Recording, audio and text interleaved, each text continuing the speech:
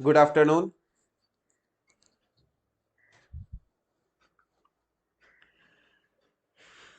तो देखो ये हम लोगों का पीरियोडिक टेबल का लेक्चर नंबर 5 हो जाएगा।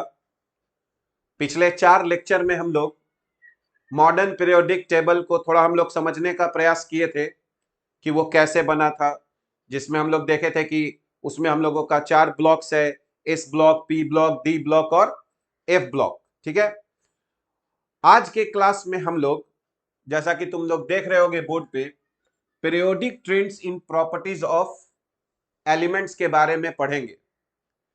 जैसे अगर हम लोग कहें कि फिजिकल प्रॉपर्टीज ऑफ एलिमेंट जो है, जैसे हमारा है साइज, तो क्या होगा अगर हम लोग ग्रुप में ऊपर से नीचे आएंगे तो साइज में क्या कैसे वेरिएशन होगा, या फिर अगर हम लोग पीरियड में लेफ्ट टू राइट जाएंगे तो साइज कैसे चेंज करेगा, है ना। आयोनाइजेशन इंथैल्पी में क्या ट्रेंड रहेगा, उसी तरह इलेक्ट्रॉन गेन इंथैल्पी, इलेक्ट्रोनिगेटिविटी, ये सब प्रॉपर्टीज होते हैं एलिमेंट्स के। तो इसमें किस ढंग से वेरिएशन होगा अगर हम लोग ग्रुप में ऊपर से नीचे आए, या फिर पीरियड में अगर हम लोग लेफ्ट टू राइट आए। ठीक है। तो इसी को हम लोग आज के क्लास में पढ़ेंगे, जिसमें हमारा हेडिंग होगा पीरियोडिक ट्रेंड्स।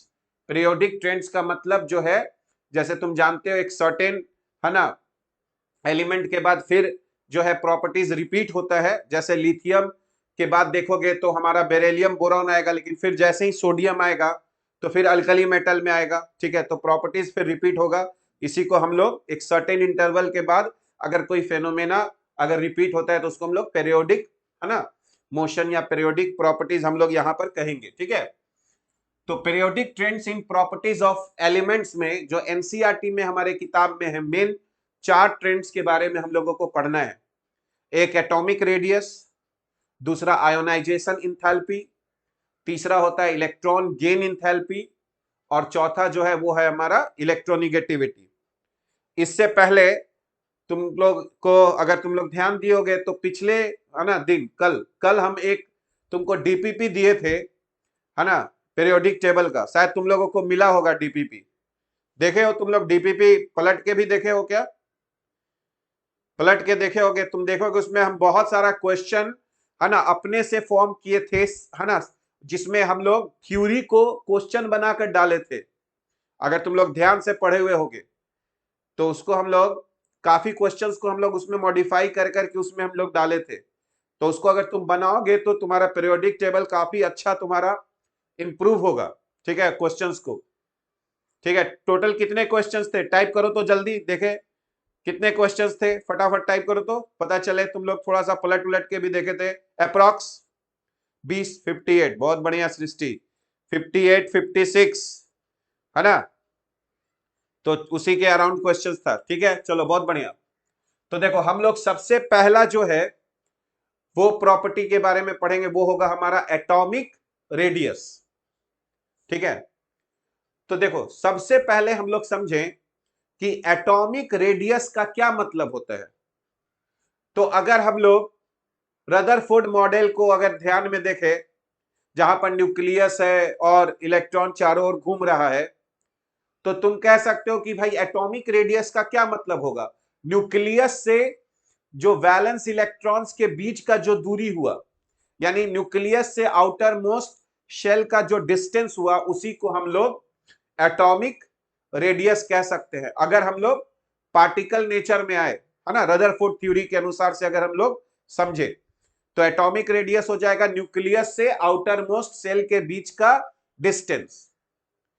पर हम लोग अगर quantum mechanical model of atom भी पढ़ चुके हैं, तो हम लोग जानते हैं कि इलेक्ट्रॉन तो एक प्रकार का वेव है, और इलेक्ट्रॉन जो है वो एक क्लाउड की तरह होता है, और उस क्लाउड का कोई शार्प बाउंड्री नहीं है। क्योंकि तुम रेडियल फंक्शन का अगर ग्राफ देखे होगे तो तुम देखे होगे कि वो एस के लिए स्टार्ट होता है ऊपर से और जाकर इन्फिनिटी पे जाके वो जीरो हो रहा होता है। यानी जो इलेक्ट्रॉन क्लाउड है वो नहीं कह सकते हैं कि ये यहीं तक है। ठीक है। यानी इलेक्ट्रॉन क्लाउड का कोई शार्प बाउंड्री नहीं है। तब तो हम एक एटम का रेडियस जो है वो डिफाइन करना बहुत ही मुश्किल हो गया, है ना, इम्पॉसिबल हो गया। क्योंकि हमको नहीं पता है कि वो क्लाउड कहां तक है, क्योंकि वो तो इन्फिनिटी तक चला गया है। मेरी बात को तुम लोग समझ रहे हो? ठीक है, तो अगर रदरफोर्ड के अनुसार से कहोगे तो न्यूक्लियस से लेकर आउटर मोस्ट सेल के बीच का जो डिस्टेंस है वो एटॉमिक रेडियस हो गया। लेकिन अगर हम लोग क्वांटम मैकेनिकल मॉडल, अगर वेव नेचर को भी अगर हम लोग उसमें डाल दें तो इलेक्ट्रॉन तो अब एक क्लाउड हो गया और उसका कोई शार्प बाउंड्री है नहीं, तो हम लोग एटॉमिक रेडियस तो निकाल ही नहीं पाएंगे। और ऊपर से तुम देखो, अगर हम तुमसे कहेंगे मान लो फ्लोरीन, तो फ्लोरीन का तुमको एक एटम तो मिलेगा नहीं, क्योंकि फ्लोरीन तो नेचर में F2 के फॉर्म में है। तो बहुत सारा प्रैक्टिकली जो है वो प्रॉब्लम है एटॉमिक रेडियस निकालने में। एक तो शार्प बाउंड्री नहीं है, वो उसके कारण नहीं निकाल पाएंगे, और दूसरा जो है वो एक एटम कोई अकेला तो रहता नहीं है कि हम लोग उसका, है ना, न्यूक्लियस से लेके आउटर मोस्ट सेल के बीच का डिस्टेंस मेजर कर ले।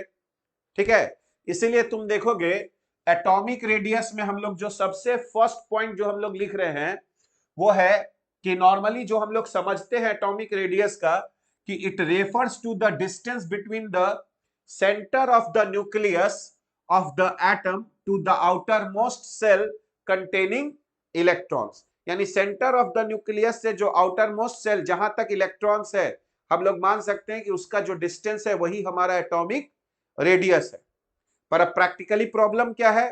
तो अब प्रॉब्लम यह है कि जो इलेक्ट्रॉन है वो पार्टिकल तो होता नहीं है, उसमें तो वेव नेचर है और वो क्लाउड के फॉर्म में है, और क्लाउड का कोई शार्प बाउंड्री हम लोग नहीं निकाल पाएंगे। यानी हम लोग एक सिंगल एटम के लिए एटॉमिक रेडियस का कोई सेंस नहीं हो पाएगा एक सिंगल एटम के लिए। तब हम लोग एटॉमिक रेडियस कैसे निकालते हैं तो उसके बारे में अभी हम लोग पढ़ेंगे। तो जैसा कि हम लोग यहां पर देख सकते हैं, the size of an atom can not be determined precisely.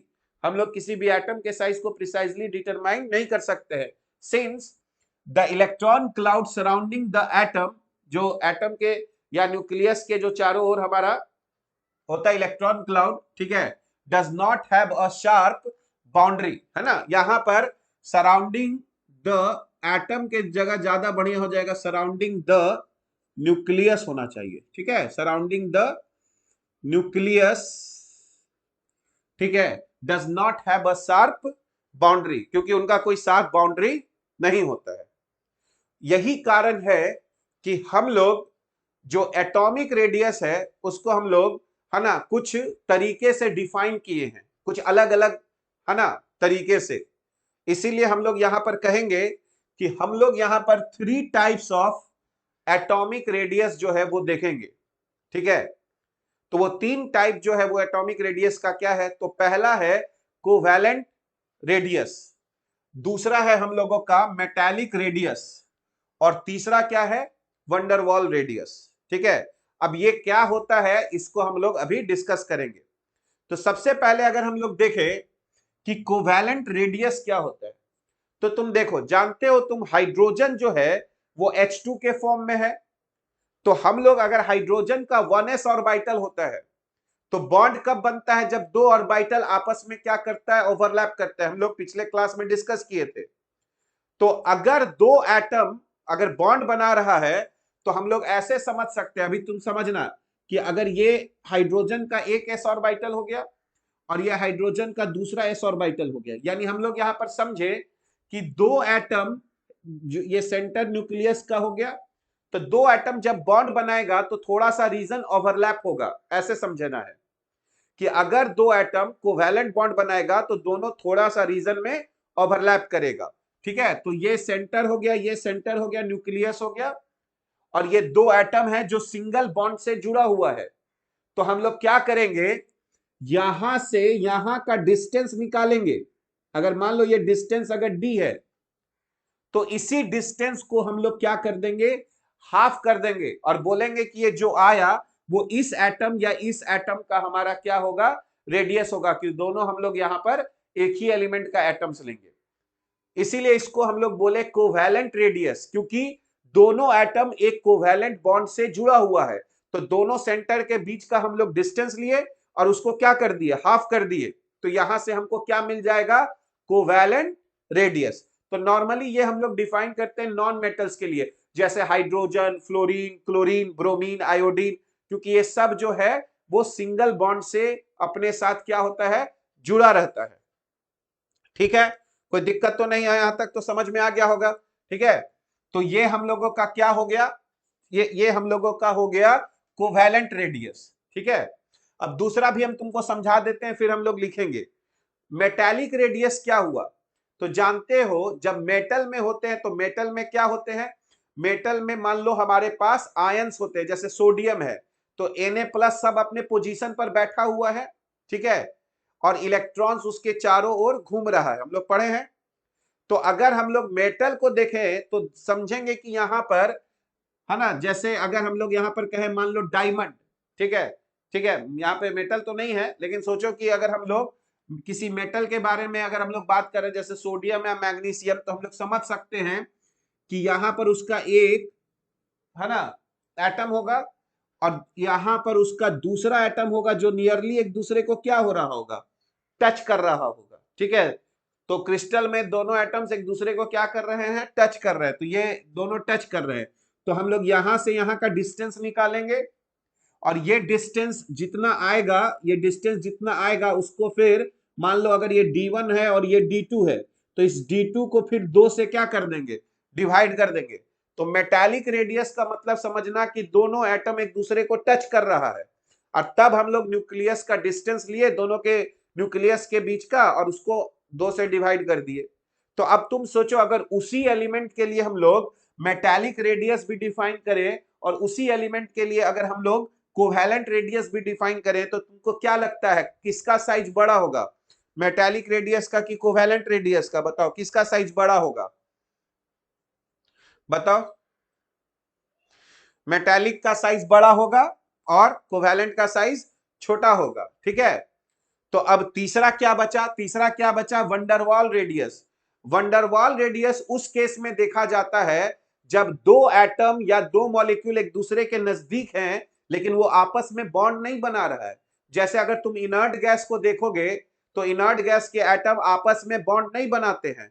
तो मान लो अगर हम तुमसे कहें कि एक इनर्ट गैस का एटम है ना यहां पर है और दूसरा यहां पर है, ठीक है, तो दोनों के बीच में बॉन्ड नहीं है लेकिन एक दूसरे के नजदीक है, तो यहां से जो यहां का जो डिस्टेंस होगा नियरेस्ट, मान लो अगर ये D3, इसी को 2 से डिवाइड कर देंगे और जो आएगा बोलेंगे वो इस एटम या फिर इस एटम का वंडरवॉल रेडियस है। और ये हम लोग नॉर्मली नोबेल गैस के लिए यानी इनर्ट गैस के लिए यूज करते हैं।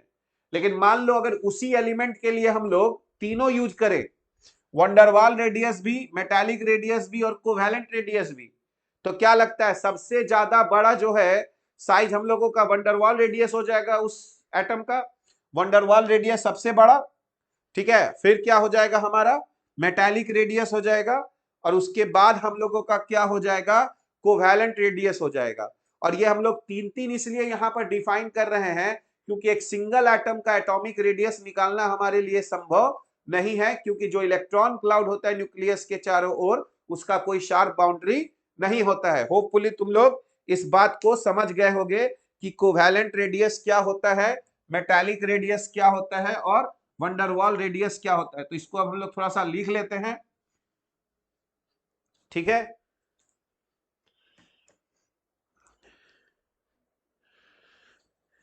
तो देखो सबसे फर्स्ट अगर हम लोग देखें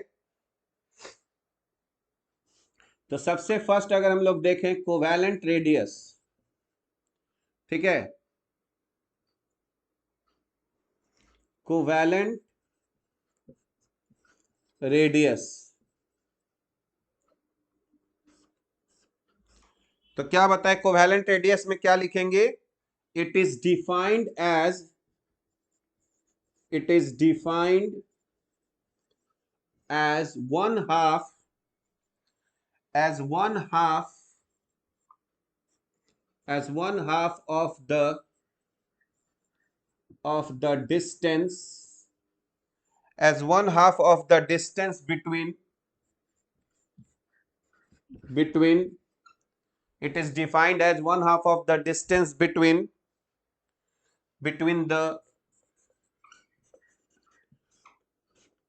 nuclei of two covalently two covalently, ठीक है, बॉन्डेड, और ये बॉन्ड कैसा होना चाहिए? सिंगल बॉन्ड होना चाहिए, ठीक है। Two covalently bonded atoms of the same element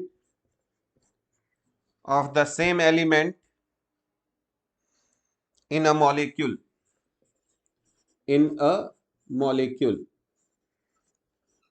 ठीक है। It is defined as 1/2 of the distance between the nuclei of two covalently bonded, जो कि सिंगल बॉन्ड होना चाहिए, atoms of the same element in a molecule. तो मान लो अगर हम लोग यहां पर एग्जांपल देखें कि हम लोग के पास दो एटम्स हैं उसी एलिमेंट के, और दोनों यहां पर अगर सिंगल कोवेलेंट बॉन्ड बना रहा है, तो इसका न्यूक्लियस और इसका न्यूक्लियस अगर हम लोग देखें और इसको ज्वाइन कर दें, अगर ये दोनों के बीच का डिस्टेंस को अगर हम लोग यहां DC बोले, ठीक है, तो हम लोग यहां पर बोलेंगे कि जो कोवेलेंट रेडियस हुआ हम लोगों का, जो कोवेलेंट रेडियस हो गया हम लोगों का RC, है ना, ये हम लोगों का DC डिवाइडेड बाई 2 के बराबर होगा।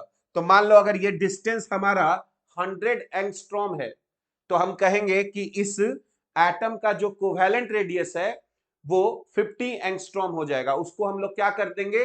हाफ कर देंगे,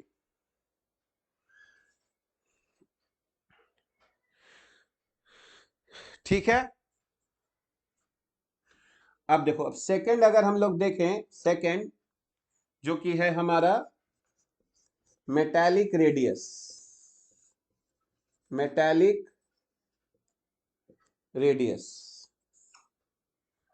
ठीक है। तो हम लोग मेटालिक रेडियस को यहां पर क्या लिख सकते हैं? It is defined as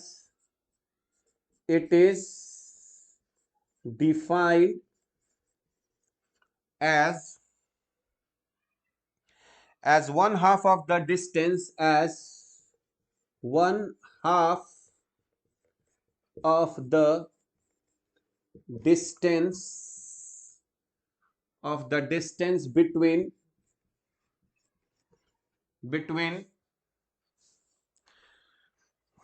between the centers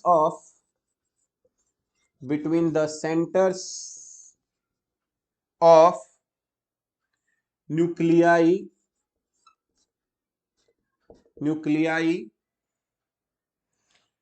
ठीक है, of the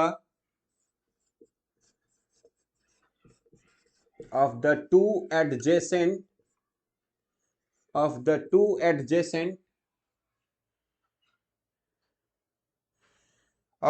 adjacent atoms in metallic crystal। तुम लोग जानते हो, हम लोग पढ़े हैं कि सॉलिड में जो है वो, जैसे अगर सोडियम हम लोग देखेंगे तो कोई एक एटम नहीं है, सोडियम में मिलियंस ऑफ मिलियंस एटम्स है जो सब एक दूसरे से जुड़ा हुआ है, और वो एक 3 डायमेंशनल स्ट्रक्चर बना रहा है, उसी को हम लोग क्रिस्टल लैटिस बोलते हैं। जो सॉलिड का जो 3 डायमेंशनल स्ट्रक्चर होता है उसी को हम लोग क्रिस्टल लैटिस कहते हैं, ठीक है। अब सवाल उठता है यहां पर न्यूक्लियाई हो जाएगा, ठीक है, of the two adjacent atoms in metallic crystal. तो मेटालिक क्रिस्टल क्या हुआ? जो मेटल के जो एटम्स हैं वो सब आपस में जुड़े हुए हैं और 3 डायमेंशनल एक स्ट्रक्चर बनाए हुए हैं, उसी को हम लोग मेटालिक क्रिस्टल कहते हैं। और उसमें होता क्या है? तो उसमें जो एटम्स है वो एक दूसरे को टच कर रहे हैं। तो अगर हम लोग यहां पर एग्जाम्पल देखें और यहां पर हम लोग एक एटम यहां बनाए और एक एटम यहां बनाए, तो ये दोनों एक दूसरे को क्या करेगा? दोनों एक दूसरे को टच करेगा, ठीक है। तो अगर हम लोग इन दोनों का सेंटर यहां देखें, ठीक है, ऐसे ये सेंटर अगर हम यहां देखें, तो अगर इन दोनों के बीच के सेंटर के डिस्टेंस को अगर हम लोग D एम से यहां पर अगर रिप्रेजेंट करें डीएम से, तो यहां पर हम लोगों का मेटालिक जो रेडियस होगा, मेटालिक रेडियस जो है वो यहां पर हम लोगों को आर एम से अगर डिनोट करे तो ये हम लोगों का डी एम डिवाइडेड बाई 2 के बराबर होगा। ठीक है, और जैसा हम लोग देख रहे हैं कि जो मेटालिक रेडियस है वो कोवैलेंट रेडियस से क्या होगा, बड़ा होगा, क्योंकि जब कोवैलेंट बॉन्ड बनता है तो ऑर्बिटल्स जो है वो एक दूसरे के से थोड़ा ओवरलैप करेंगे, जिससे साइज जो है वो हम लोगों का कम हो जाता है। ठीक है, तो होपफुली ये दो तो हम लोग समझ गए होंगे।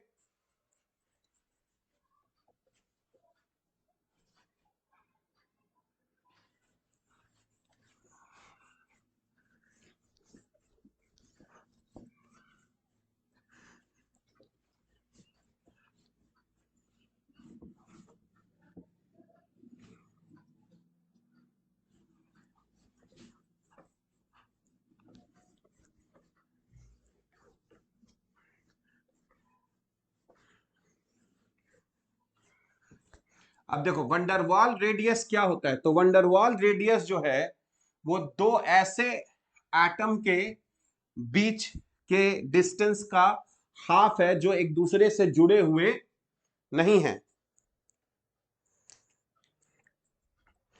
तो अगर हम लोग थर्ड देखें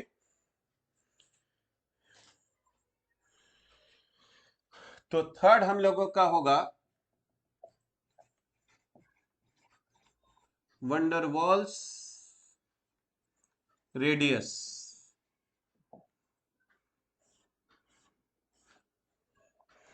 अब देखो वंडरवॉल रेडियस को हम लोग क्या बोलेंगे, it is defined,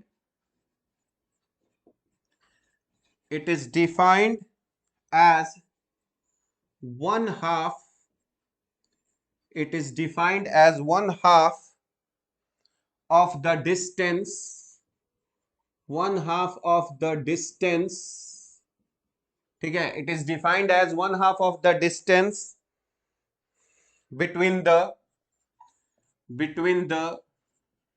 nuclei, between the nuclei of, between the nuclei of two non-bonded, two non-bonded isolated atoms, two non-bonded isolated atoms, or two adjacent atoms, or two adjacent atoms belonging to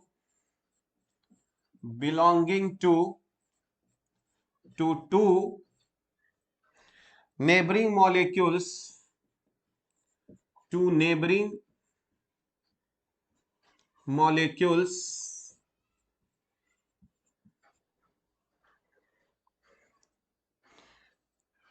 of an element, of an element in the solid state, in the solid state। कहने का sense क्या हुआ कि देखो ये कह रहा है it is defined as one half of the distance between the nuclei of two non bonded isolated atoms.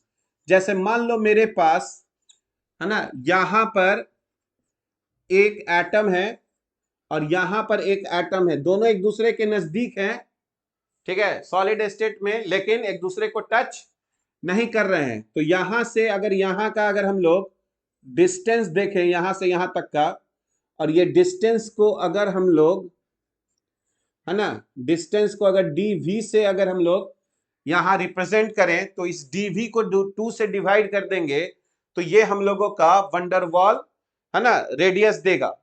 तो ये दो एटम है जो नॉन बॉन्डेड है एक दूसरे के साथ, या फिर ऐसे भी हो सकता है दो एटम के बीच में, जैसे अगर हम तुमको यहां पर बोले कि मान लो यहां पर ये एक मॉलिक्यूल है, ठीक है, और ये एक दूसरा मॉलिक्यूल है। तो ध्यान से देखो, ये एटम इससे जुड़ा हुआ है, ये एटम इससे जुड़ा हुआ है, पर ये और ये तो आपस में नहीं जुड़ा हुआ है।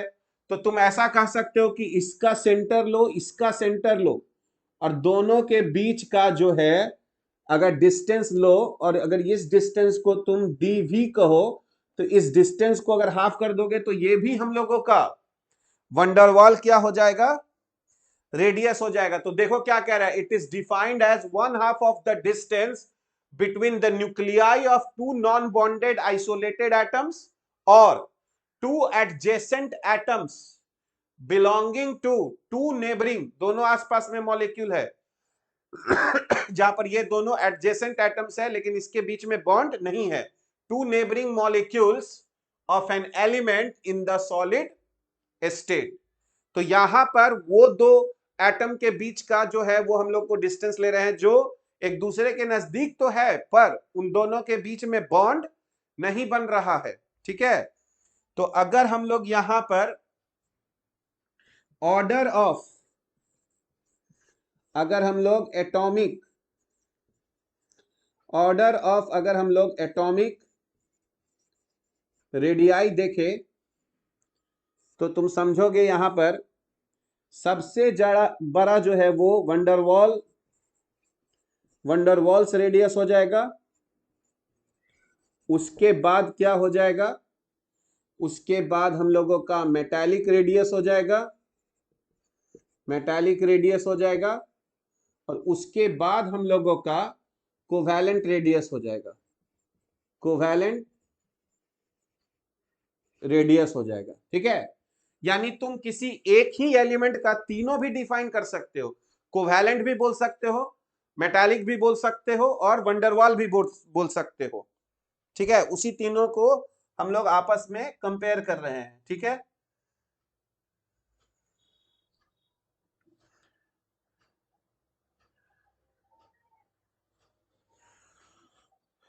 अब देखो, अब अगर हम लोग ट्रेंड देखें कि क्या होता है जब हम लोग अक्रॉस द पीरियड जाते हैं या फिर हम लोग अक्रॉस द अगर ग्रुप जाएंगे तो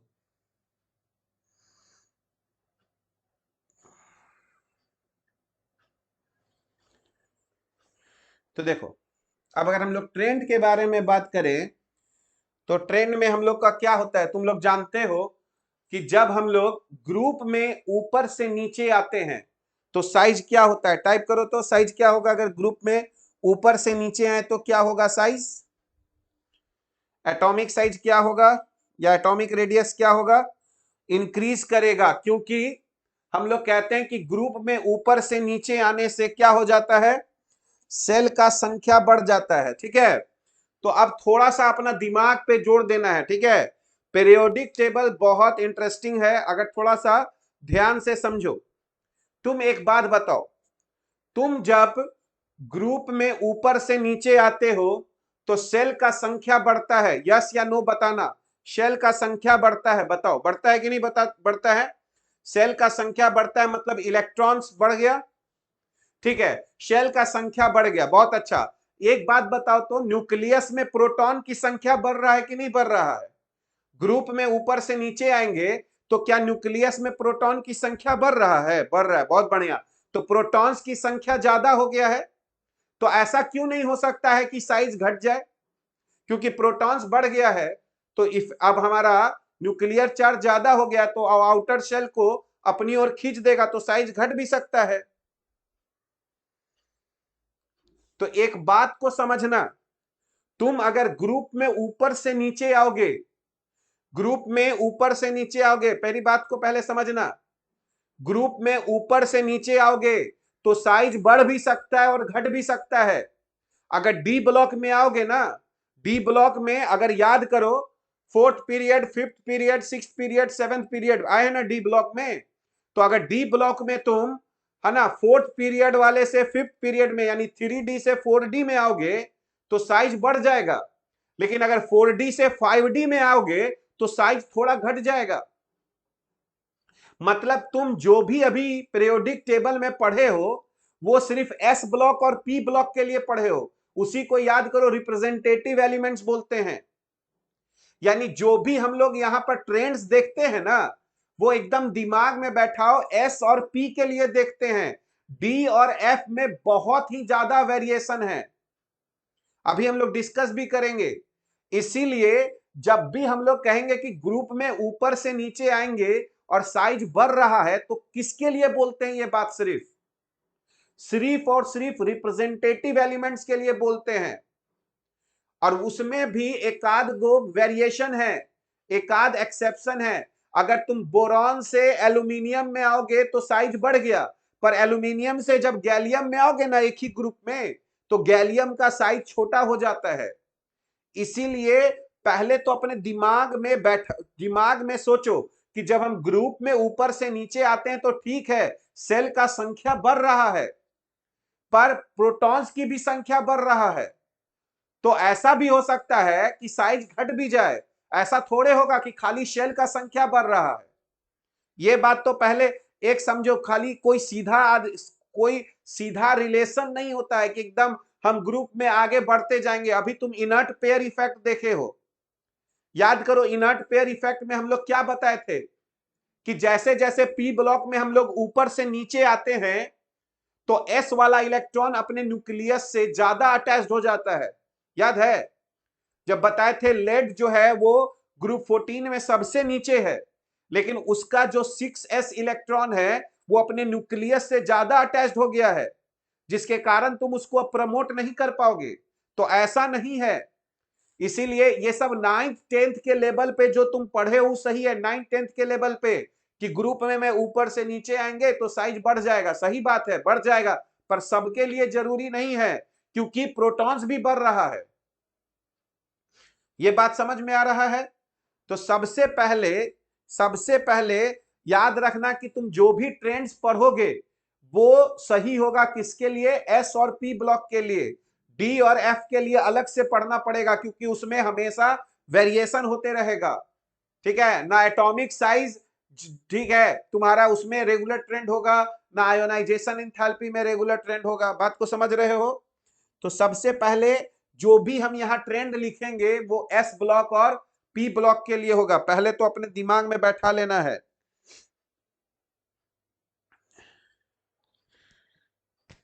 ठीक है, तो देखो सबसे पहले हम लोग क्या बोलते हैं, इसीलिए याद करो हमेशा एक लाइन यहां पे लिखा जाता है, the atomic size the atomic size the atomic size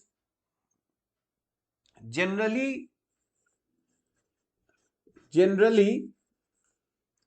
the atomic size generally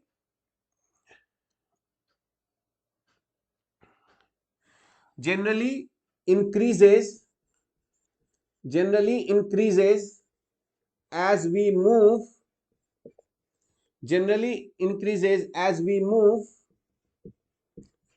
down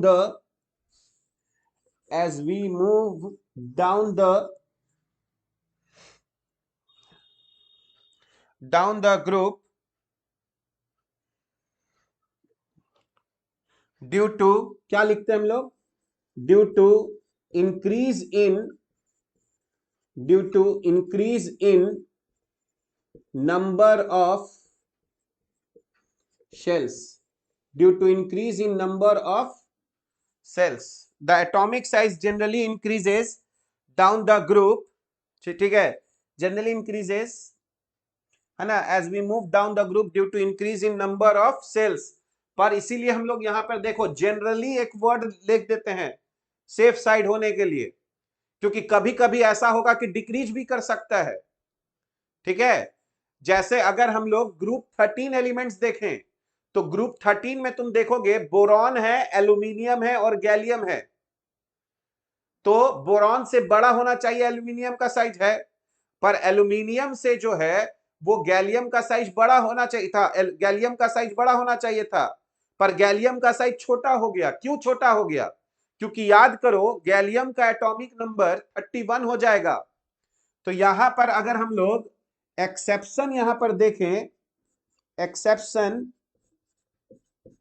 इसमें फिलहाल के लिए और वो भी एक्सेप्शन हम लोग सिर्फ, ठीक है, रिप्रेजेंटेटिव में देख रहे हैं। डी में तो फिर बहुत सारा बात उठेगा, ठीक है। तो अगर हम लोग सिर्फ डी के लिए देख रहे हैं तो यहां पर याद रखना चाहिए कि atomic radius of gallium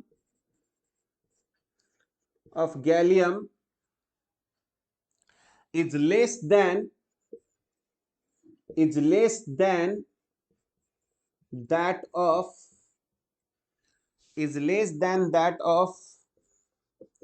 aluminium Al, ठीक है, due to the presence of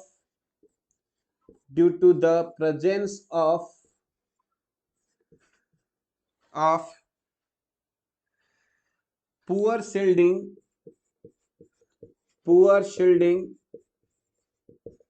10 electrons in due to presence of poor shielding 10 electrons in 3d orbitals। देखो, अगर तुम ध्यान से देखो तो गैलियम का जो है एटॉमिक नंबर 31 होगा और एल्यूमिनियम का 13 होगा, ठीक है। तो यहां पर हम लोग गैलियम का अगर कॉन्फ़िगरेशन देखें तो 1s2 2s2 2p6 3s2 3p6, याद करो 3p6 के बाद 4s2, ठीक है, और 3p6 के बाद 4s2, फिर 3d10 और फिर 4p1 होगा।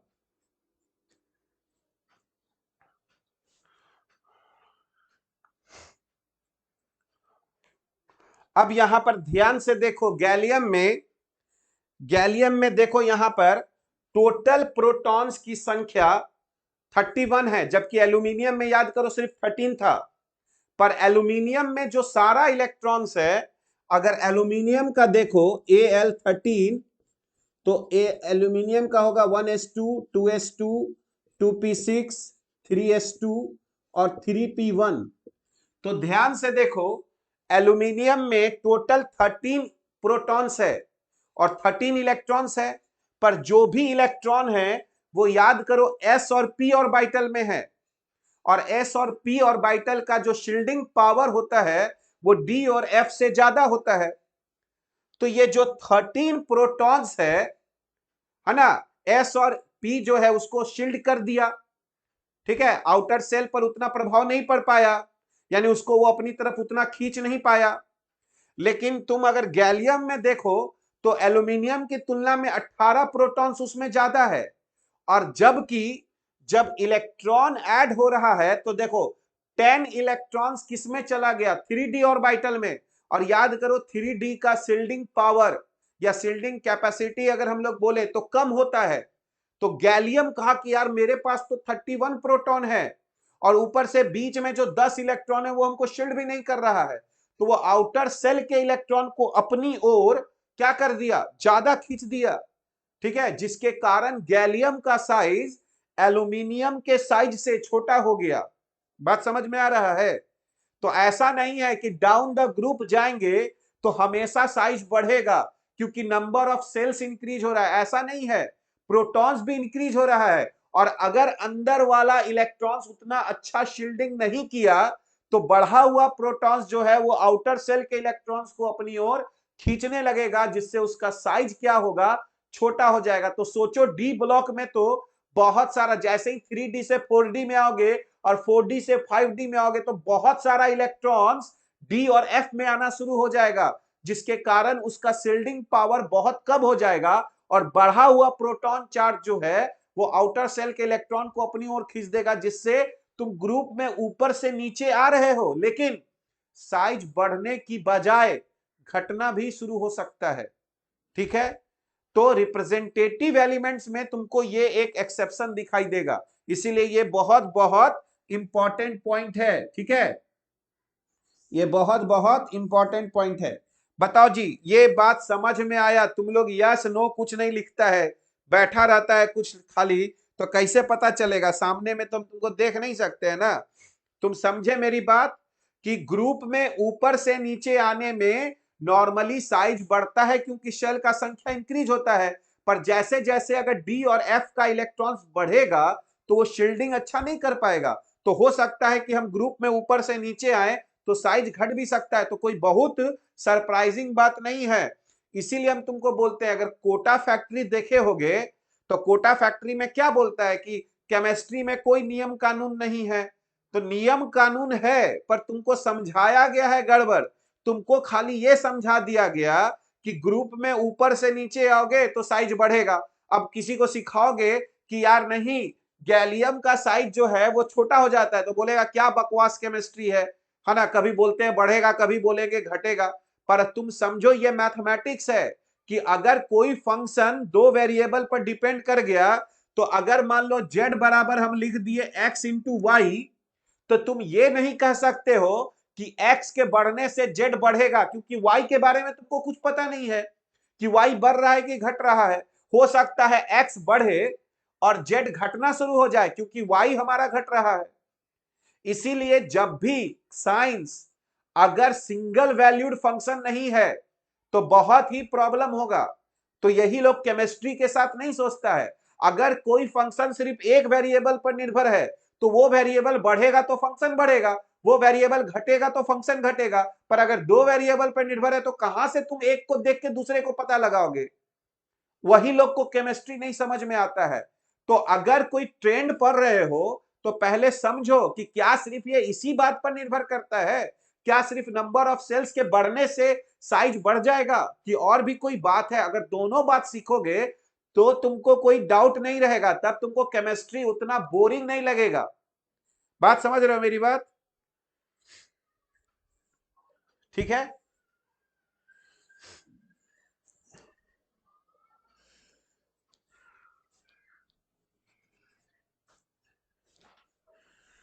तो पहले इसका एक पिक ले लेते हैं, फिर और बात बताते हैं।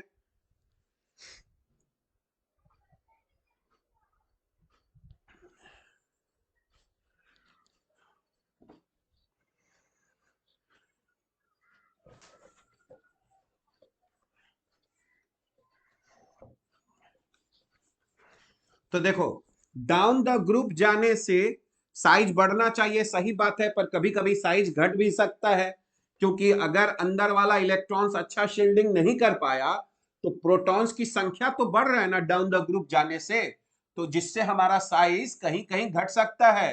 तो अगर कहीं साइज घट रहा हो तो उसको हम लोग को समझना चाहिए कि वो दो दो इफेक्ट काम कर रहा है, तो कभी पहला जीतेगा कभी दूसरा भी जीत सकता है। तो नॉर्मली नंबर ऑफ सेल्स के बढ़ने से साइज बढ़ जाता है, लेकिन कभी कभी साइज घट भी सकता है, कोई दिक्कत नहीं है उसमें। ठीक है। अब देखो,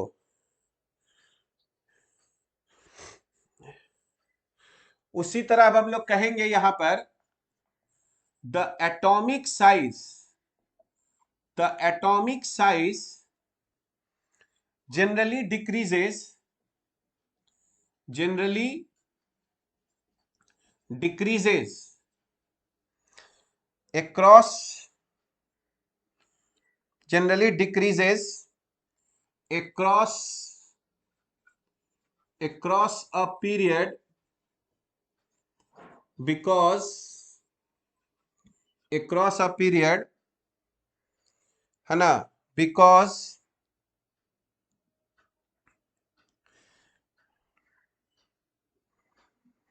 because outer electrons, because outer electrons, electrons are present in the same valence cell, in the same valence cell, क्योंकि जब तुम पीरियड में लेफ्ट टू राइट जा रहे हो तो इलेक्ट्रॉन तो उसी सेल में डाल रहे हो, ठीक है। Because outer electrons are present in the same valence shell, है ना, but the effective nuclear charge, but the effective but the effective nuclear charge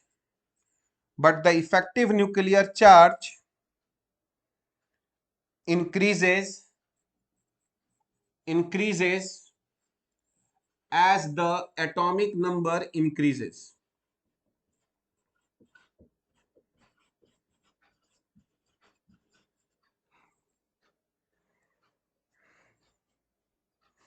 Resulting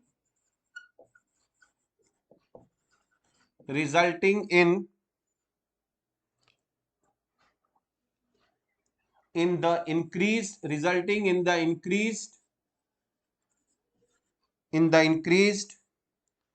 attraction of nucleus of attraction of electrons to the nucleus. देखो, अगर इसको हम लोग समझें, जैसे मान लो हम तुमको कहें एग्जाम्पल में, ठीक है, कि मान लो मेरे पास लिथियम है, तो लिथियम से देखो, लिथियम है तो लिथियम का एटॉमिक नंबर 3 है, तो 1s2 2s1। तो देखो आउटर मोस्ट सेल कौन है, 2s, ठीक है, सेकेंड ऑर्बिट। अब लिथियम से हम गए बेरेलियम, तो इसका एटॉमिक नंबर 4 हो गया, तो 1s2 2s2। देखो एक्स्ट्रा जो एक इलेक्ट्रॉन तुम ऐड किए वो सेकेंड ऑर्बिट में ही है, ठीक है, लेकिन यहां पर प्रोटॉन तो एक बढ़ गया, तो अब जो है डिस्टेंस तो वही रह गया, क्योंकि हम लोग कह रहे हैं कि सेम ऑर्बिट में है एक तरह से। तो जो बढ़ा हुआ प्रोटॉन्स है वो वैलेंस इलेक्ट्रॉन्स को क्या करेगा, अपनी ओर खींचना शुरू करेगा, क्योंकि यहां पर पॉजिटिव चार्ज ज्यादा आना शुरू हो गया है। और उसी तरह अगर देखोगे बोरॉन, तो बोरॉन में फिर क्या हो गया, 5 और 1s2 2s2 2p1। तो याद करो, अगर तुम पीरियड में लेफ्ट टू राइट जा रहे हो और जो इलेक्ट्रॉन ऐड कर रहे हो, अगर वो सबसे आउटर मोस्ट सेल में अगर इलेक्ट्रॉन को ऐड कर रहे हो, तो अट्रैक्शन हमेशा क्या होगा, बढ़ेगा। जैसे सपोज करो कि तुम ऑडिटोरियम में कोई प्रोग्राम देख रहे हो, ठीक है, अब नियम यह है कि अगर एक एक्टर बढ़ेगा तो एक दर्शक भी बढ़ेगा, क्योंकि एक्टर प्रोटॉन है और दर्शक इलेक्ट्रॉन है। तो अब स्टेज पे मान लो शाहरुख खान खड़ा था और तुम बैठे हुए थे, तो अब स्टेज पे सलमान खान भी आ गया, और तुम देखो एक दर्शक आया पर वो तुम्हारे आगे नहीं बैठा, वो तुम्हारे ही पैरेलली बैठ रहा है, तो तुमको अब तुमको ज्यादा अब स्टेज की तरफ अट्रैक्शन होगा, क्योंकि पहले तुमको सिर्फ शाहरुख खान दिख रहा था, अब सलमान खान भी दिख रहा है। अब एक और आमिर खान भी आ गए और इधर एक और दर्शक बढ़ा, लेकिन दर्शक तो बैठ रहा है तुम्हारे पैरेलल, तो तुम्हारा अट्रैक्शन अब स्टेज की ओर और ज्यादा हो जाएगा। यानी अगर प्रोटॉन बढ़ रहा है और इलेक्ट्रॉन अगर तुम्हारे ही रो में भर रहा है, ऑर्बिट में भर रहा है, तब अट्रैक्शन ऑलवेज इंक्रीज होगा। मेरी बात को समझ रहे हो, ठीक है। पर क्या होगा, सोचो क्या होगा अगर एक प्रोटॉन बढ़े और इलेक्ट्रॉन जो है वो तुम्हारे आगे आए, यानी एक सेलिब्रिटी बढ़ रहा है पर दर्शक तुम्हारे आगे बैठ रहा है। याद करो यही होता है डी ऑर्बिटल में, क्योंकि डी में तुम पढ़े होगे कि पहले 4s बढ़ जाता है 4s2 और उसके बाद 3d बढ़ना शुरू होता है। कुछ समझ में आ रहा है, डी ब्लॉक में पहले 4s2 हो जाता है और फिर 3d भरना शुरू होता है। मतलब डी ब्लॉक में क्या होता है, एक प्रोटॉन आके बैठा न्यूक्लियस में पर एक इलेक्ट्रॉन तुम्हारे आगे आ गया। तो अब तुम देखो, जैसे ही कोई एक दर्शक तुम्हारे आगे आया, ठीक है, शुरुआत में तुमको उतना प्रॉब्लम नहीं महसूस होगा, क्योंकि वहां पर पहले अगर शाहरुख खान था तो सलमान खान भी तो आया, तो एक दर्शक आ गया है तो बोले अच्छा ठीक है थोड़ा इधर उधर झांक के देख लेते हैं, लेकिन अभी तुमको बहुत मजा आ रहा है। फिर आमिर खान भी आया, एक और दर्शक आगे बैठ गया, तुमको अभी भी ठीक लग रहा है, लेकिन थोड़ा सा अब तुमको प्रॉब्लम महसूस होना शुरू हो रहा है। क्यों? क्योंकि आगे वाला अब शील्डिंग कर रहा है। तो जैसे जैसे आगे दर्शक बढ़ेगा, बताओ क्या होगा? जैसे जैसे डी में इलेक्ट्रॉन बढ़ेगा, तुम्हारा अट्रैक्शन स्टेज की तरफ रहा, अब उतना नहीं रहा, क्योंकि तुमसे आगे जो है वो व्यू को रोक रहा है। इसीलिए देखो, जब तुम स्कैंडियम से, याद करो डी में, याद करो डी में, अगर हम लोग कहें scandium, titanium, vanadium, chromium, MN, ठीक है, उसके बाद आयरन, फिर कोबाल्ट, फिर निकेल, फिर कॉपर और फिर जिंक। तो याद करो इसमें D1 होता है, D2, D3, D5, D5, क्योंकि इसमें 4s1 हो जाता है, इतना तो तुम जानते ही होगे। फिर 3D6, 3D7, 3D8, 3D9 कि 10, क्योंकि फिर यहां 4s1 हो जाता है, और 3D10। तो देखो, जब हम लोग डी ब्लॉक में लेफ्ट टू राइट जाते हैं तो ये न्यूक्लियस होता है, और सोचो ये 4s है और ये 3D है, तो इलेक्ट्रॉन तुम इसमें भर रहे हो, इसमें भर रहे हो इलेक्ट्रॉन। तो शुरुआत में जो ये दो लोग बैठा हुआ था, पहले तो इसको बढ़िया लग रहा था, लेकिन अब जैसे जैसे यहां पर, याद करो, आदमी का संख्या बढ़ेगा, इसको अब स्टेज दिखाई उतना नहीं देगा। तो याद करो, शुरुआत में देखोगे कि लेफ्ट टू राइट जाओगे, यानी जब हीरो भी बढ़ रहा है और दर्शक भी बढ़ रहा है, तो पहले तुम्हारा अट्रैक्शन बढ़ रहा था, ठीक है। पर धीरे धीरे क्या होगा, जैसे जैसे डी इलेक्ट्रॉन ज्यादा होगा, जैसे जैसे तुम्हारे आगे दर्शक बढ़ते रहेगा, अब अगर हीरो ज्यादा बढ़ भी रहा है स्टेज पे, पर तुमको उतना दिखाई नहीं देगा। इसीलिए बताओ तो डी ब्लॉक में क्या होता है जब हम लोग लेफ्ट टू राइट जाते हैं? तो पहले रेडियस क्या होगा, पहले बताओ। पहले रेडियस, पहले तुम्हारा अट्रैक्शन तुम महसूस कर रहे थे कि नहीं? जैसे जैसे डी ब्लॉक में हम लोग पहले लेफ्ट टू राइट आते हैं, तो पहले रेडियस क्या होगा? हाँ, इंक्रीज नहीं, क्योंकि तुम अट्रैक्शन ना महसूस कर रहे हो। पहले रेडियस डिक्रीज करेगा, क्योंकि अट्रैक्शन ज्यादा हो रहा है, क्योंकि प्रोटॉन बढ़ रहा है। हाँ, बहुत बढ़िया। पहले डिक्रीज करेगा और फिर इंक्रीज करेगा। तो देखोगे कि यहां से यहां तक गए तो डिक्रीज हुआ, और इन तीनों का रेडियस करीब करीब सेम होता है। अब फिर इधर आओगे ना तो रेडियस बढ़ना शुरू होगा, यानी पहले घटेगा और फिर क्या होगा, बढ़ेगा। तो बताओ तो, अगर कोई तुमसे कहेगा कि देखो जी, पीरियड में अगर लेफ्ट टू राइट जाओगे तो साइज घटेगा, क्योंकि इलेक्ट्रॉन उसी सेल में ऐड होता है और एक प्रोटॉन बढ़ जाता है, तो इफेक्टिव न्यूक्लियर चार्ज ज्यादा हो गया, तो आउटर वैलेंस इलेक्ट्रॉन को खींच दिया अपनी तरफ, तो साइज घट गया। तो तुम बोलोगे कि सही बात है, पर यह तब होता है जब हम लोग इलेक्ट्रॉन को आउटर मोस्ट सेल में ऐड करते हैं। अगर इलेक्ट्रॉन आउटर मोस्ट में ना होकर उसके अगर पहले बैठना शुरू कर रहा है, जैसे डी ब्लॉक या एफ ब्लॉक में, तो पहले क्या होगा, साइज तो पहले घटेगा, लेकिन फिर साइज इंक्रीज करना शुरू हो जाएगा। बताओ, समझ में आया? समझ में आया मेरी बात?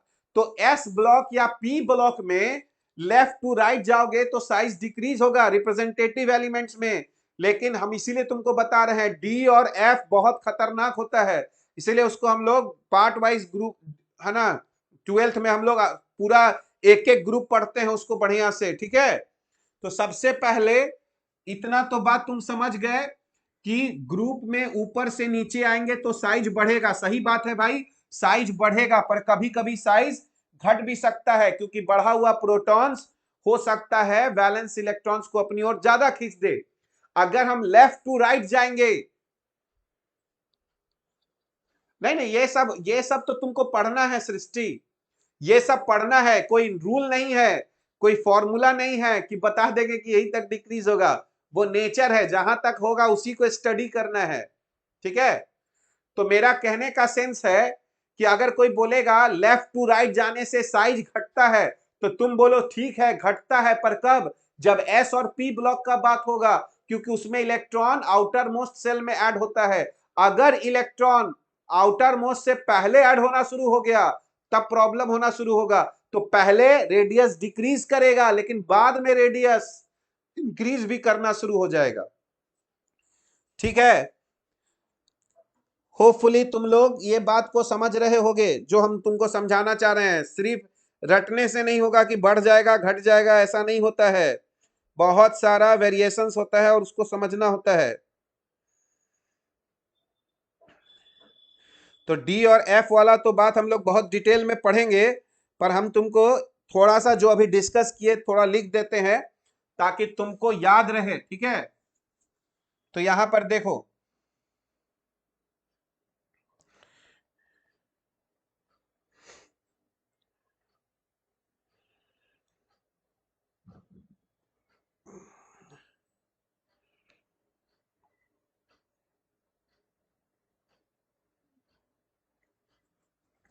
देखो इंपॉर्टेंट में इसको लिखोगे है ना। इंपॉर्टेंट में क्या है कि the atomic radii, the atomic radii of D block elements in any series. Any series का मतलब समझे ना, सीरीज कौन होता है, जैसे 3D सीरीज 21 से लेकर 30 तक, ठीक है। उसी तरह 4D सीरीज तो 18 जोड़ दिए 31 में, तो फिर 39 से 48 ये 4D सीरीज होगा। उसी तरह 5D सीरीज होगा। हम लोग बताए ना 3D सीरीज का मतलब हो गया 10-10 एलिमेंट जो पीरियड में है उसको एक एक सीरीज बोलते हैं, है ना। फोर्थ पीरियड में जो 10 एलिमेंट है उसको 3D सीरीज बोलते हैं। फिफ्थ पीरियड में जो 10 एलिमेंट है उसको 4D सीरीज, क्योंकि उसमें 4D में इलेक्ट्रॉन जाता है, ठीक है। तो देखो यहां पर हम लोग the atomic radii of D block elements in any series है ना decreases, in any series decreases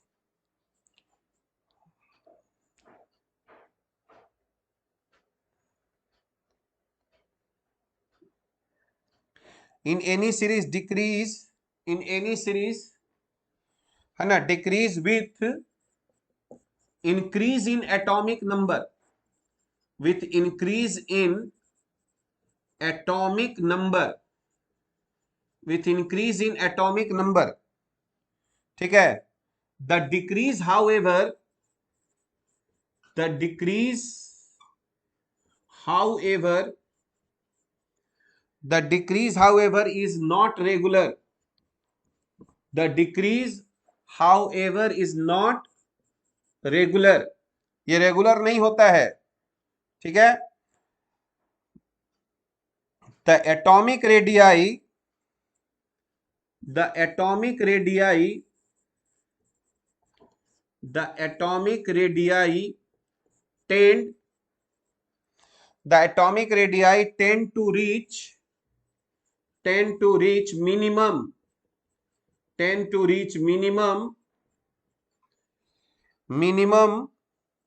ठीक है near at the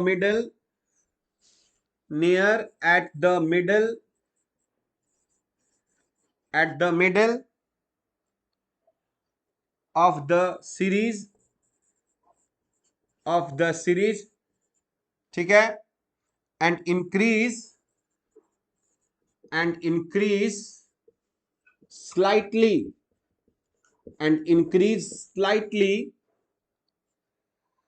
towards the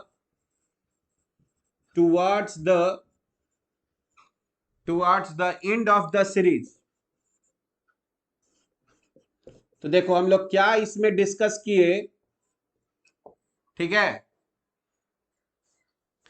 कि अगर हम लोग डी ब्लॉक में लेफ्ट टू राइट जाएं सीरीज में, the atomic radii of D block elements in any series decreases with increase in atomic number, घटता है एटॉमिक नंबर के साथ, लेकिन the decrease however is not regular, पर ऐसा नहीं है कि रेगुलरली डिक्रीज कर रहा है।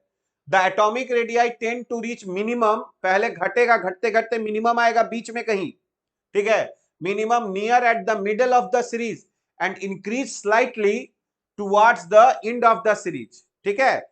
तो अगर हम लोग इसको अगर हम लोग इसको एक ग्राफिकल रिप्रेजेंटेशन करें, जिसको तुम है ना पढ़ोगे क्लास 12th में, तो यहां पर अगर हम लोग यहां पे अगर हम लोग रेडियस को प्लॉट करें, यहां पे अगर हम लोग रेडियस को प्लॉट करें, है ना, वाई एक्सिस पे अगर हम लोग रेडियस को प्लॉट करें, ठीक है, और यहां पर सोचो अलग अलग केस में, यहां पर अगर हम लोग एलिमेंट रखे हर एक सीरीज का एलिमेंट, यानी 3D, है ना, 4D 5D, तो देखो सबसे पहले क्या होगा अगर हम लोग यहां पर समझे कि जैसे मान लो ये z बराबर हो गया 21, 22, 23, 24, 25, 26, 27, 28, 29 और 30, क्योंकि यहां पर 10 एलिमेंट होगा। तो देखेंगे कि पहले साइज क्या होगा, 3D का साइज पहले घटेगा, घटते घटते लास्ट में कुछ सेम भी रहेगा और बाद में इसका इंक्रीज करेगा। तो ये हम लोगों का किसके लिए हो गया, 3D, यानी फोर्थ पीरियड के लिए। फिफ्थ पीरियड में आओगे तो फिफ्थ पीरियड में फिर तुमको यही ट्रेंड दिखाई देगा फिफ्थ पीरियड में, यानी हम लोग 3D से 4D में गए तो ग्रुप में ऊपर से नीचे आ रहे हैं, तो देखो साइज बढ़ गया। लेकिन बहुत इंटरेस्टिंग है कि 5D का साइज करीब करीब 4D के साइज के बराबर होता है और कहीं कहीं तो छोटा भी हो जाता है, ठीक है। तो इसी बात को यहां पर ऐसे लिखा जाएगा कि 5D जो है वो करीब करीब 5D का जो है साइज ये करीब करीब 4D के बराबर होता है और कहीं कहीं उसका साइज जो है वो घट भी जाता है। तो आप देखो यहाँ पे 3D से 4D में गए, 4D से 5D में गए, तो ग्रुप में ऊपर से नीचे आ रहे हैं। तो याद करो क्या बताए थे, ग्रुप में ऊपर से नीचे आएंगे तो D और F इलेक्ट्रॉन्स का संख्या बढ़ना शुरू करेगा, ठीक है। पर 3D से जब 4D में गए तो उतना नहीं बढ़ा, लेकिन पॉजिटिव चार्ज तो बढ़ रहा है। तो पहले तो हम लोगों का यहाँ पर 3D से जब हम लोग 4D में गए तो पहले तो हमारा पॉजिटिव चार्ज बढ़ा, लेकिन क्या है 3D से 4D में गए तो हम लोगों का सेल भी बढ़ गया। तो पहले साइज बढ़ा, लेकिन जब 4D से हम लोग क्या है 4D से जब 5D में आए नीचे तो प्रोटॉन्स बहुत बढ़ा और साथ ही साथ क्या हो गया कि जो अंदर में D और F इलेक्ट्रॉन्स ज्यादा हो गया तो अब वो उसको सील्ड नहीं कर पाया। तो साइज जो है सेल के बढ़ने से बढ़ना चाह रहा था, लेकिन प्रोटॉन का चार्ज बढ़ गया है तो अब वो अपनी ओर खींचना चाह रहा है। तो दोनों इफेक्ट एक दूसरे को क्या कर रहा है, कंपनसेट कर रहा है। तो याद करो 3D से 4D, 5D बढ़ने से पहले कौन बढ़ेगा, याद करो 4F बढ़ेगा कि नहीं, 4F बढ़ेगा कि नहीं 5D के बढ़ने से पहले।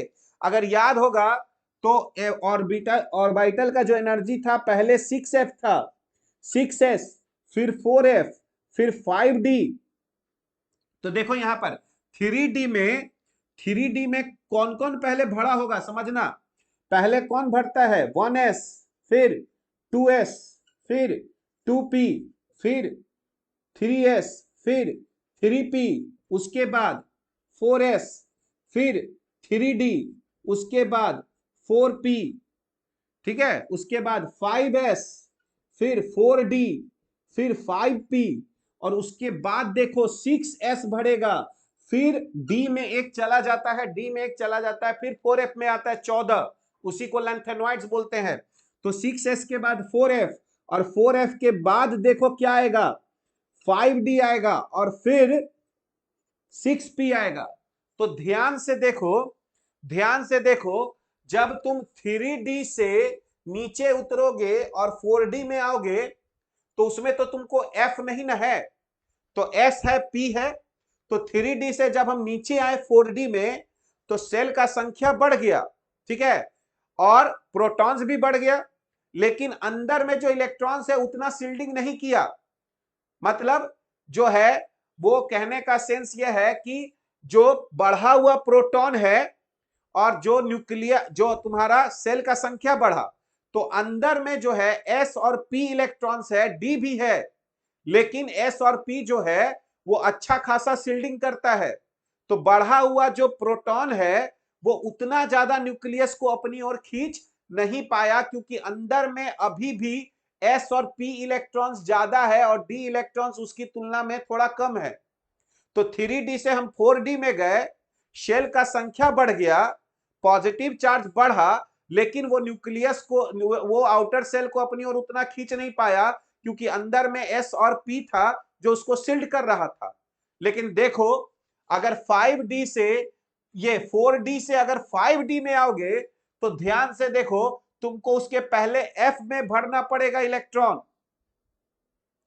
पहले F में भरना पड़ेगा 4F, और 4F में अगर 14 इलेक्ट्रॉन भर दोगे तो याद करो, तो F का तो शिल्डिंग सबसे कम होता है, F का शिल्डिंग सबसे कम होता है। तो अब जो 5D भरोगे, ठीक है, उसके पहले 4F भर दिए थे, तो अब 5D वाले को क्या लगेगा कि हमसे आगे जो है 14 इलेक्ट्रॉन, वो तो उतना शिल्ड कर नहीं रहा है, और जबकि 14 प्रोटॉन तो उसमें बढ़ गया है, अगर सिर्फ F के लिए कंपेयर करें तो। तब क्या होगा कि बढ़ा हुआ प्रोटॉन आउटर सेल को अपनी ओर खींच देगा। तो 3D से 4D में गए तो साइज बढ़ा, 4D से 5D में गए तो सेल का संख्या बढ़ा, साइज बढ़ना चाहिए था बहुत, लेकिन बढ़ा हुआ प्रोटॉन सेल को अपनी ओर खींचना शुरू किया, जिससे 5D का साइज करीब करीब 4D के साइज के बराबर हो गया। और इसी को बहुत इंपॉर्टेंट टर्म बोला जाता है, लेंथेनॉइड कॉन्ट्रैक्शन। तो आज तुम बहुत सारा बात सीख रहे हो, थोड़ा सा हम एक बार फिर से रिपीट करते हैं, तुम हमको बताना कि तुम जो समझे, ठीक है, कहां कहां दिक्कत हुआ। सबसे पहले देखो, हम लोग पीरियोडिक ट्रेंड्स पढ़ रहे हैं, तो हम तुमको बताए मेनली कि एक एटम का एटॉमिक साइज मेजर करना आसान नहीं है, क्योंकि जो इलेक्ट्रॉन का जो क्लाउड है उसका कोई फिक्स्ड बाउंड्री नहीं है, इसीलिए हम लोग अलग अलग टाइप का रेडियस डिफाइन करते हैं। यहां तक ठीक हो गया? 3 टाइप का हम लोग एटॉमिक रेडियस डिफाइन किए, ठीक है। कौन कौन सा? कोवैलेंट रेडियस, जब दो एटम के बीच में बॉन्ड बनेगा तो उसके जो न्यूक्लियस के सेंटर के बीच में जो डिस्टेंस बन रहेगा उसका हाफ कर देंगे तो कोवैलेंट रेडियस। अगर दो एटम एक दूसरे को टच कर रहा है मेटल में तो उसके सेंटर का जो डिस्टेंस लेंगे उसको हाफ कर देंगे तो मेटालिक रेडियस। और अगर दो नॉन बॉन्डेड एटम है नेबरिंग तो उसके न्यूक्लियस के बीच का डिस्टेंस लेंगे, उसको हाफ कर देंगे तो वंडरवॉल रेडियस। जहां पर हम लोग देख रहे हैं कि वंडरवॉल रेडियस का साइज बड़ा होगा, फिर मेटालिक होगा और फिर कोवैलेंट रेडियस होगा। यहां तक तो हमको लगता है तुम लोगों को किसी को दिक्कत नहीं होना चाहिए। यहां तक क्लियर है? सब लोग फटाफट यस टाइप करो पहले, जितने लोग लाइव में हो यस टाइप करो पहले, सब लोग बैठे रहते हो यहां तक, ठीक है, बहुत बढ़िया। अब एक दो और पॉइंट बोलने देखना, हम क्या तुमको बताए, हम तुमको क्या बताए कि ग्रुप में जब हम लोग ऊपर से नीचे आते हैं तो शेल का संख्या इंक्रीज होता है, जिससे साइज नॉर्मली बढ़ जाता है। पर जब हम लोग ग्रुप में ऊपर से नीचे आते हैं तो न्यूक्लियस में प्रोटॉन्स की भी संख्या बढ़ता है, और अगर अंदर में जो हम इलेक्ट्रॉन्स ऐड कर रहे हैं, अगर वो डी और एफ में इलेक्ट्रॉन्स ऐड करेंगे तो क्या होगा, उनका शील्डिंग कम होगा, तो बढ़ा हुआ पॉजिटिव चार्ज आउटर सेल के इलेक्ट्रॉन्स को अपनी ओर खींच देगा, जिससे साइज हमारा क्या हो सकता है, घट सकता है या फिर बराबर भी हो सकता है।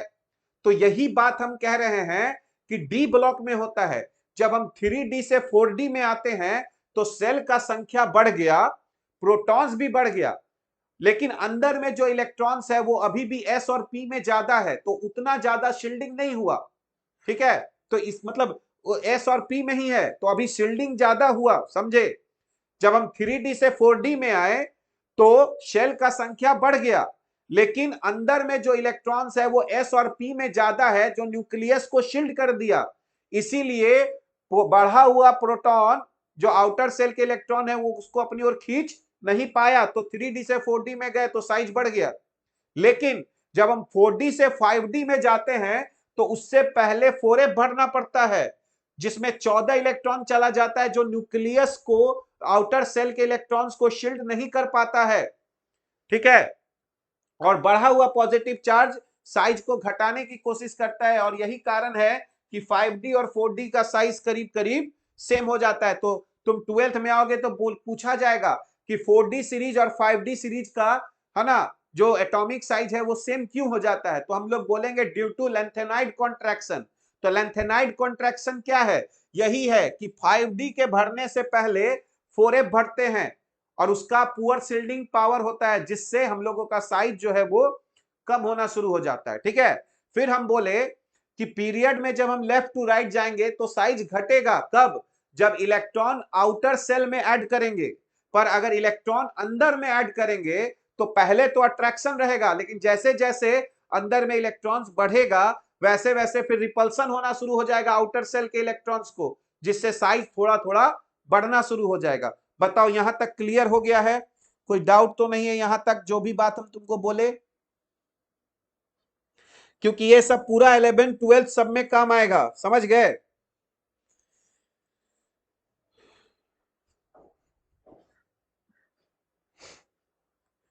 देखो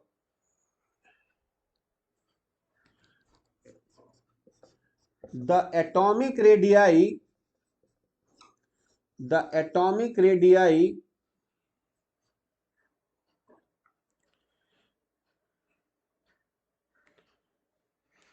atomic radii of, ठीक है, द सिमिलर एटॉमिक रेडियाई लिख देते हैं सिर्फ उसी पॉइंट को। The similar atomic radii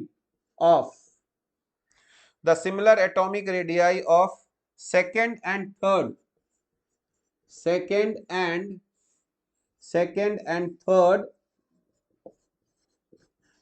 third transition series, है ना? The similar atomic radii of second and third transition series are due to special phenomena, है ना, known as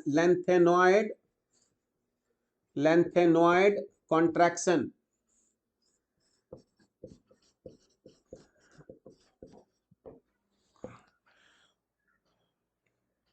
लेंथेनाइड कॉन्ट्रैक्शन होता क्यों है? क्योंकि it arises due two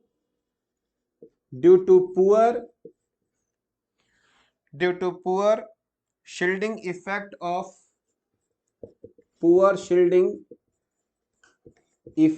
of F electrons.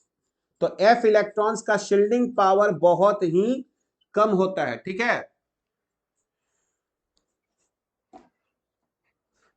चलो very good. तो इतना तो तुम लोग समझ गए कि 4d और 5d का एटॉमिक रेडियाई सेम होता है ड्यू टू लेंथेनॉइड कॉन्ट्रैक्शन। और लेंथेनॉइड कॉन्ट्रैक्शन क्या है? तो हम लोग कहेंगे कि 4d से 5d आने के बीच में 14 इलेक्ट्रॉन लेंथेनॉइड्स में चला जाता है, उसी को लेंथेनॉइड्स बोलते हैं, जिसके कारण चूंकि उनका पुअर शील्डिंग पावर होता है तो बढ़ा हुआ पॉजिटिव चार्ज जो है वो 5d जो सीरीज है उसके एलिमेंट्स को अपनी ओर, है ना, उसके वैलेंस सेल को अपनी ओर खींच देता है, जिससे 4d और 5d का साइज जो है वो करीब करीब सेम हो जाता है। ठीक है,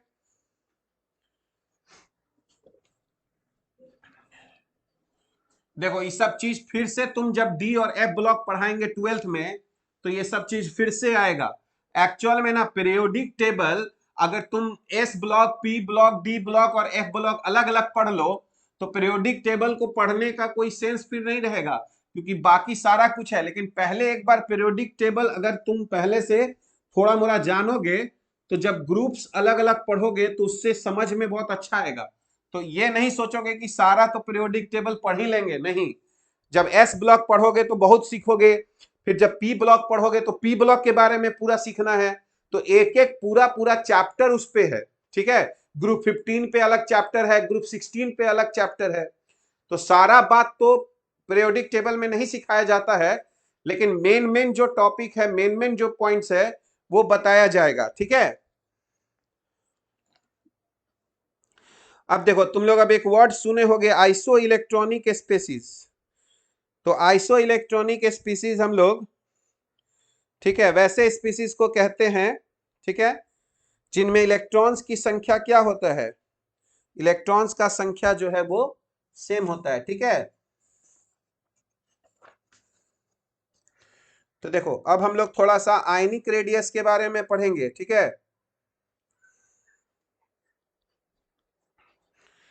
तो देखो अब हम लोग थोड़ा सा आयनिक रेडियस देख लें।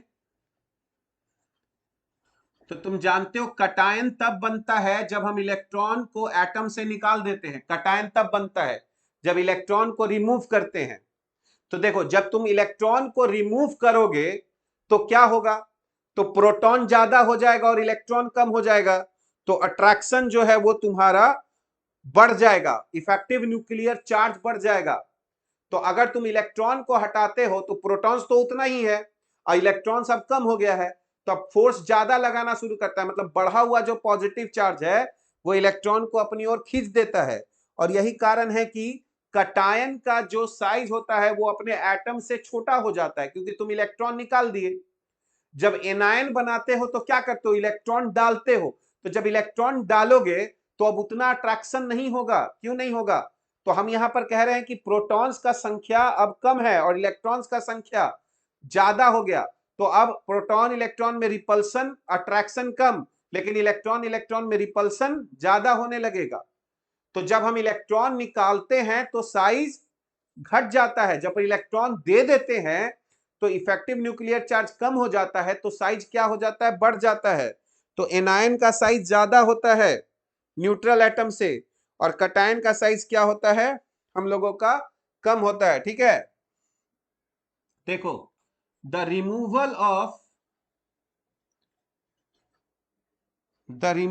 Of an electron, the removal of an electron from an atom results in the formation of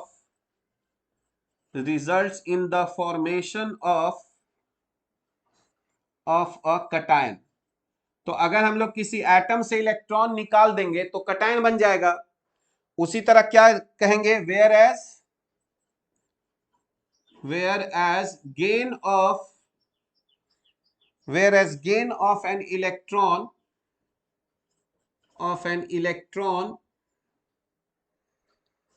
leads to an anion,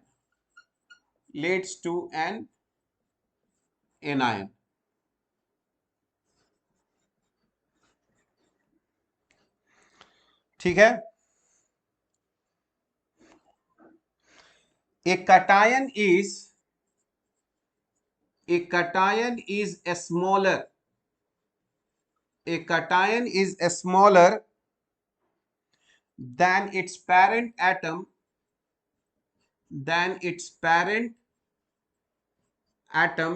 छोटा होता है कटायन, ठीक है, because it has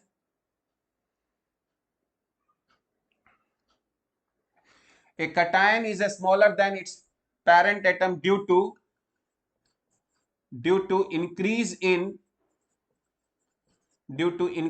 in effective nuclear charge. अब इफेक्टिव न्यूक्लियर चार्ज बढ़ गया, क्योंकि protons तो उतना ही रहा लेकिन इलेक्ट्रॉन्स क्या हो गया, कम हो गया, ठीक है। जबकि अगर हम लोग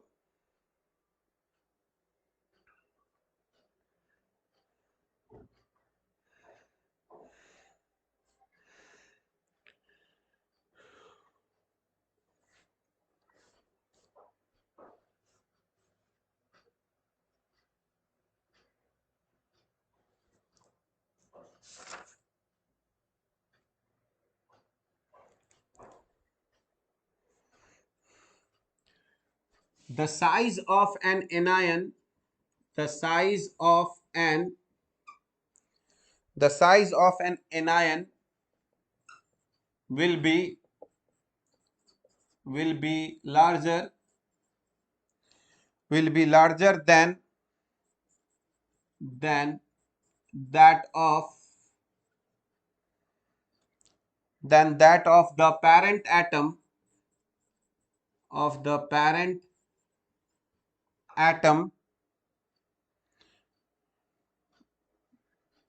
है ना, due to decrease in due to decrease in effective nuclear charge, क्योंकि अब इलेक्ट्रॉन्स ज्यादा हो गया और न्यूक्लियर चार्ज और प्रोटॉन्स तो उतना ही रहा, तो हर एक इलेक्ट्रॉन के लिए अगर देखो तो प्रोटॉन्स की संख्या कम हो गया, तो यहां पर हम लोग कहेंगे कि इफेक्टिव न्यूक्लियर चार्ज हम लोगों का क्या हो गया, कम हो गया। यानी हम लोग हमेशा यहां पर याद रखना कि M प्लस जो है उससे बड़ा होगा M और उससे बड़ा होगा M माइनस। कटायन का साइज छोटा, फिर उससे बड़ा न्यूट्रल एटम और उससे बड़ा क्या, एनायन। और जैसे जैसे कटायन पे चार्ज बढ़ाओगे, है ना, तुम्हारा साइज जो है ऑर्डर ऑफ आयनिक साइज, तो अगर तुम प्लस चार्ज बढ़ाते जाओगे तो साइज और छोटा होता जाएगा। इसीलिए अगर देखो यहां पर तो M बड़ा होगा M प्लस से, पर ये बड़ा हो जाएगा M2 प्लस से, फिर ये बड़ा हो जाएगा M3 प्लस से। ये भी हमारा ऑर्डर ऑफ आयनिक साइज हो गया, ठीक है। और नॉर्मली अगर हम लोग निगेटिव चार्ज बढ़ाएंगे तो क्या होगा, हम लोगों का साइज जो है वो बड़ा हो जाएगा, है ना। तो अगर हम लोग कहें यहां पर M है तो उससे बड़ा M माइनस, उससे बड़ा M2 माइनस, उससे बड़ा M3 माइनस।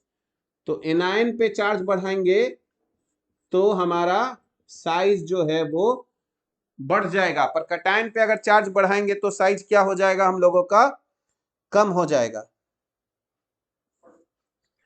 ठीक है। और आइसो इलेक्ट्रॉनिक स्पेसीज के लिए, है ना,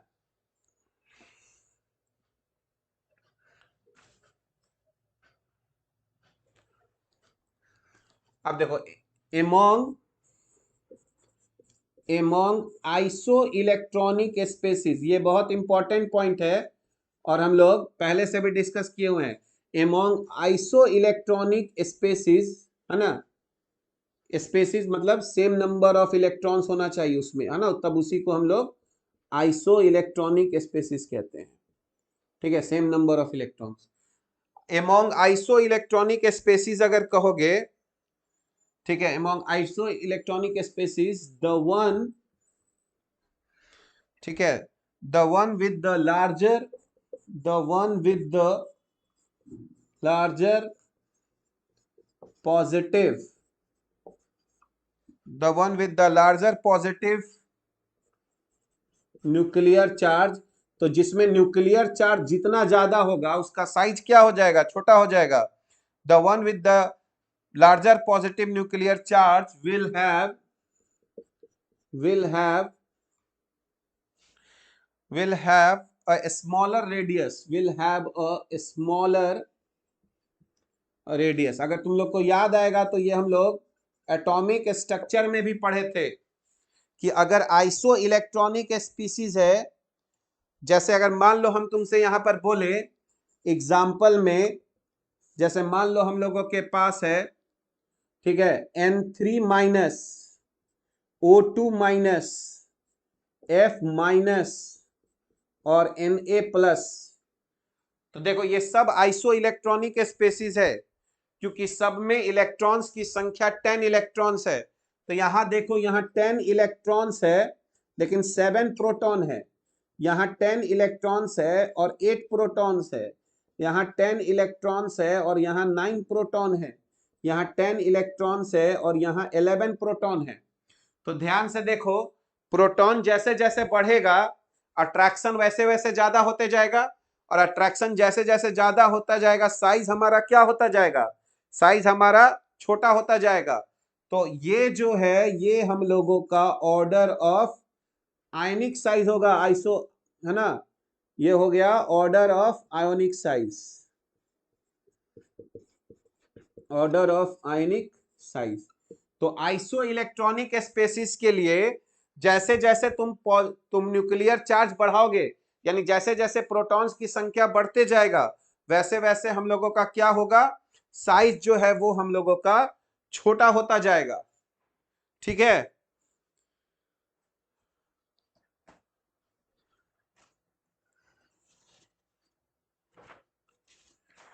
तो हम लोग इस पर इतना भी तो हम लोग देखे हैं, एक दो क्वेश्चन देख लेते हैं, ठीक है। तो इसका एक पहले पिक ले लेते हैं हम लोग।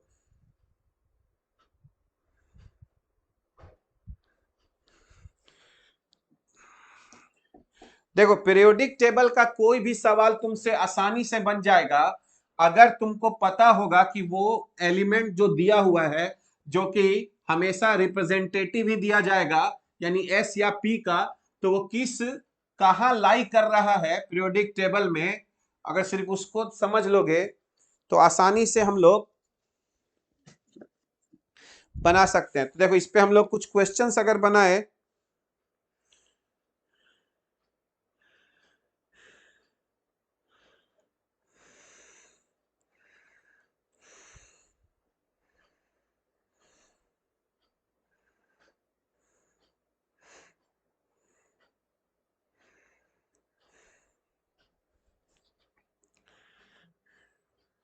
देखो एक क्वेश्चन दिया हुआ था, क्वेश्चन में तो 4 ऑप्शन दिया हुआ है, ठीक है।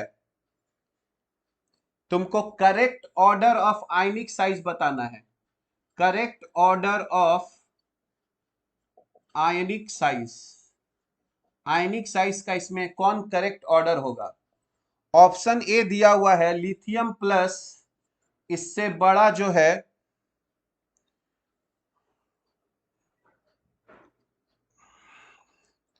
Correct order of ionic size है ना, इसमें जो दिया हुआ है, एक दिया हुआ है तुम्हारा Na प्लस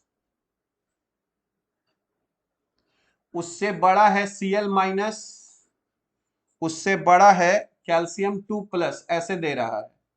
बी जो है वो है कैल्शियम 2 प्लस उससे बड़ा है पोटेशियम K प्लस और उससे बड़ा है S2 माइनस। सी दे रहा है Na प्लस उससे बड़ा है एल्यूमिनियम 3 प्लस और उससे बड़ा है बेरियम 2 प्लस। और डी जो है वो दे रहा है Cl माइनस उससे बड़ा है F माइनस और उससे बड़ा है S2 माइनस। इसमें हमको correct order of ionic size बताना है,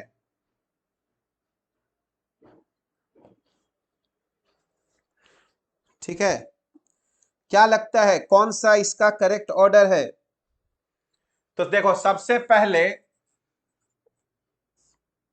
पहले देखो Cl माइनस और कैल्शियम 2 प्लस ये तुम्हारा आइसो इलेक्ट्रॉनिक स्पीसीज है, क्योंकि इसमें 18 प्रोटॉन और इसमें भी 18 प्रोटॉन। पर याद करो कैल्शियम में पॉजिटिव चार्ज ज्यादा होता है, कैल्शियम में पॉजिटिव चार्ज ज्यादा है।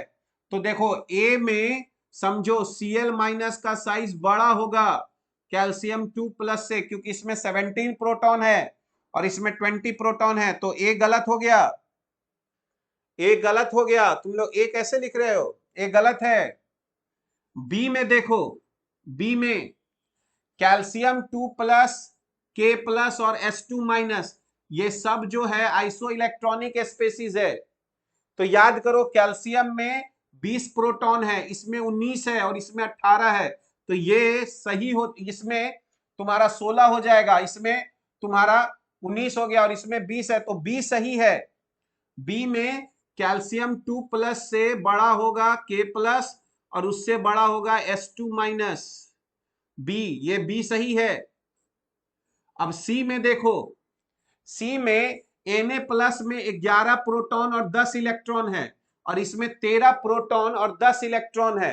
तो तुम समझो Na प्लस का साइज बड़ा होना चाहिए था Al3 प्लस से, बेरियम तो बाद में चला गया, उसका साइज बड़ा होगा क्योंकि वो नीचे है एस ब्लॉक में। तो ये तो सी में ये होना चाहिए था। और डी में देखो, डी में F माइनस Cl माइनस और S2 माइनस, तो Cl माइनस तो F माइनस से बड़ा होगा क्योंकि Cl तो नीचे रहता है ग्रुप में। और सल्फर में भी देखो 16 प्रोटॉन है, इसमें 17 प्रोटॉन है, तो F माइनस का साइज सबसे छोटा होता, उससे Cl माइनस का बड़ा होता और सबसे बड़ा इधर S2 माइनस का हो जाता। इसीलिए यहां पर आंसर हम लोगों का बी है। होपफुली तुम लोगों को समझ में आया होगा। आइसो इलेक्ट्रॉनिक स्पीसीज में जिसमें प्रोटॉन्स की संख्या ज्यादा रहेगा उसका साइज क्या होगा हम लोगों का, कम होगा। ठीक है, तो आज का क्लास हम लोग यहीं तक रखते हैं। नेक्स्ट क्लास में हम लोग कुछ और प्रॉब्लम्स बना के आयोनाइजेशन इंथैल्पी के बारे में बात करेंगे। ठीक है,